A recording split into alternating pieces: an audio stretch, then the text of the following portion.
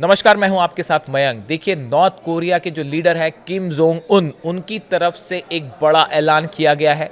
उन्होंने इजराइल को बड़ी वार्निंग दी है और उन्होंने ये कहा है कि अगर इजराइल ने अब की बार ईरान पर हमला करने की हिम्मत की तो उसका नतीजा ये होगा कि इजराइल नक्शे से मिट जाएगा, इजराइल पूरी तरह से खत्म हो जाएगा। और ये धमकी दी है, ये चेतावनी दी है, किम जोंग उन की तरफ से दी गई है। किम जोंग उन ने कहा है कि पिछली बार 12 दिन की जो जंग हुई वो सीज फायर हुआ, इसलिए वो जंग रुक गई, लेकिन अब की बार ऐसा नहीं होगा। और अगर जंग होती है तो इजराइल को करारा जवाब मिलेगा और ऐसा जवाब मिलेगा कि शायद इजराइल पूरी तरह से तबाह हो जाए और ईरान की बड़ी जीत होगी। ये कहना है किम जोंग उन का। देखिए, उन्होंने जो है कई और बातें कही हैं, मैं आपको पढ़ के बताता हूं। North Korea's leader Kim Jong Un has strongly condemned Israel, described it as a terrorist project.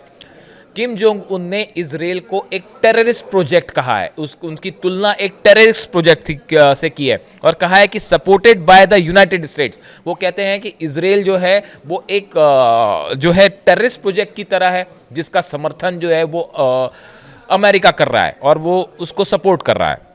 While reaffirming Pyongyang's long-standing refusal to recognize it as its support for the Palestinian people, उन्होंने ये कहा है कि हम कभी Israel को मान्यता नहीं देंगे और नॉर्थ कोरिया हमेशा फिलिस्तीनियों के साथ खड़ा रहेगा। एक बार फिर उन्होंने इस बात को दोहराया। देखिए, किम जोंग उन पहले भी कई बार ये बात कह चुके हैं कि वो किसी कीमत पर इजराइल को जो है एक देश के रूप में मान्यता नहीं देंगे और उन्होंने हमेशा ये बात कही कि हम फिलिस्तीनियों के साथ खड़े हैं। और एक बार फिर उन्होंने गजा को लेकर ये बात दोहराई है कि हम फिलिस्तीनियों के साथ खड़े हैं। इसके साथ ही उन्होंने कई और बातें कही। Kim said the Israeli regime operate as an instrument of western powers. उन्होंने ये कहा कि इजराइल जो है वो जो पश्चिमी देश हैं, पश्चिमी शक्तियों के एक इंस्ट्रूमेंट की तरह काम करता है, एक ऐसे देश के रूप में काम करता है जो अमेरिका और जो यूरोपीय देश हैं उसके उनके जो इंटरेस्ट हैं उसको आगे बढ़ाने का काम करता है। Emphasising that Washington backs Israel to advance strategic interest in West Asia.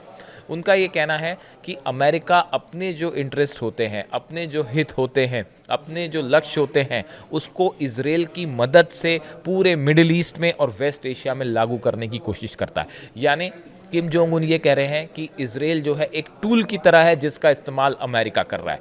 एक ऐसा देश है जिसके ज़रिए अमेरिका अपनी पॉलिसीज़ को मिडिल ईस्ट पर लागू करता है, वहाँ पर थोपने की कोशिश करता है और अपना फ़ायदा उठाने की कोशिश करता है।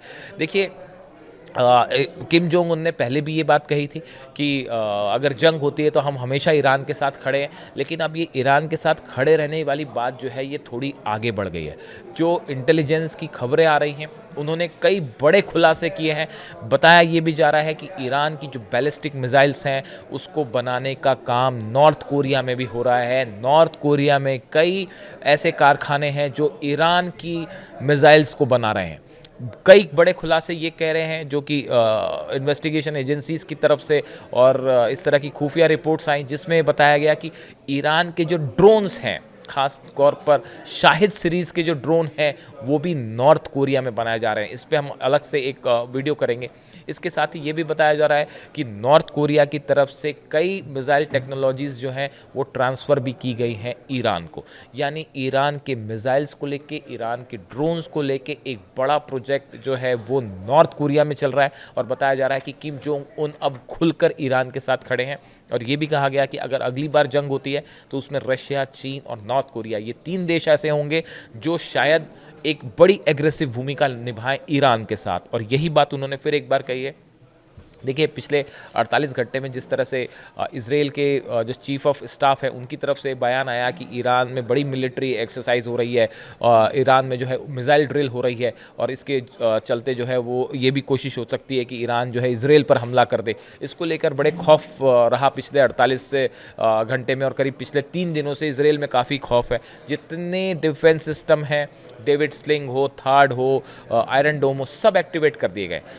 और ये सब शुरू हुआ उस बयान के बाद से जो इजराइल के चीफ ऑफ स्टाफ ने दिया। उसके बाद देखिए, सब जगह मिडिल ईस्ट में ये चर्चाएं थी, पूरी इंटरनेशनल मीडिया में ये चर्चाएं थी कि क्या वाकई ऐसा है कि ईरान की जो मिलिट्री ड्रिल है इसके बाद क्या इजराइल पर हमला भी हो सकता है। क्या जंग इजराइल और ईरान के बीच एक नई जंग फिर शुरू हो सकती है? इन बातों को हवा इसलिए भी मिल रही है कि नेतन्याहू जा रहे हैं 29 तारीख को मिलने के लिए डोनाल्ड ट्रंप से।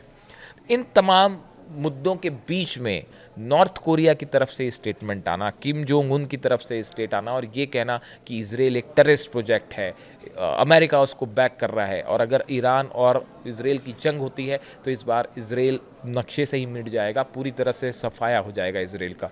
ये एक बड़ा सपोर्ट है जो उन्होंने ईरान के लिए दिया है और अमेरिका और इजराइल दोनों के लिए उन्होंने चिंता बढ़ाने वाले बयान दिए हैं।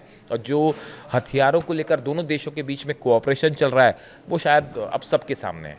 इस सूरत में अगर टेंशन बढ़ता है ईरान या इजराइल को लेकर, एक बड़ा युद्ध छिड़ सकता है मिडिल ईस्ट में, जिसमें नॉर्थ कोरिया एक बड़े दोस्त की तरह शामिल होगा ईरान के। इससे जुड़ा जो भी अपडेट होगा आप तक पहुंचाएंगे। Thank you so much.